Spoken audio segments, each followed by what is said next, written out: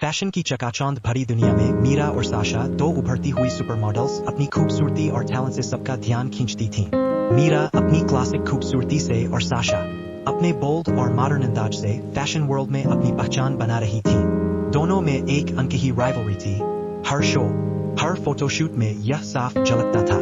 हर कोई जानता था कि ये दोनों ही इंडस्ट्री में टॉप पर पहुंचने के लिए बेताब थीं। एक बड़े इंटरनेशनल कैंपेन के लिए जब दोनों को शॉर्टलिस्ट किया गया, तो यह कंपेटिटर्स जीत तेज हो गई। थका देने वाले फोटोशूट्स, टेंशन भरे इंटरव्यू और लगातार कंपैरिजन ने दोनों के बीच तनाव को और बढ़ा दिया। बैक स्टेज पर गुस्सा, जेलसी और डिसअपॉइंटमेंट साफ दिखाई देती थी। मीरा अपनी शालीनता के बावजूद साशा की कामयाबी से जलती थी और साशा मीरा की नाजुक खूबसूरती से अनसिक्योर्ड महसूस करती थी। एक रात एक ग्रैंड फैशन शो के दौरान सब कुछ बदल गया। साशा रैंप पर जाने से पहले अपनी हील टूटने से परेशान हो गई थी। वह डिसअपॉइंट और फ्रस्ट्रेटेड थी। उसके आंसू आने वाले थे। मीरा ने उसे इस हालत में देखा।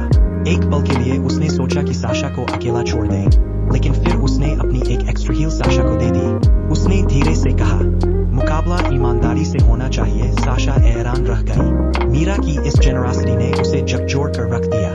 उसने मदद स्वीकार की और मीरा के प्रति कृतज्ञता महसूस की। उस रात दोनों ने रैंप पर ऐसा जादू बिखेरा कि दर्शक मंत्रमुग्ध हो गए।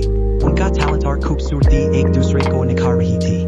और फिर एक चौंकाने वाला फैसला आया। कैंपेन में दोनों को चुना गया।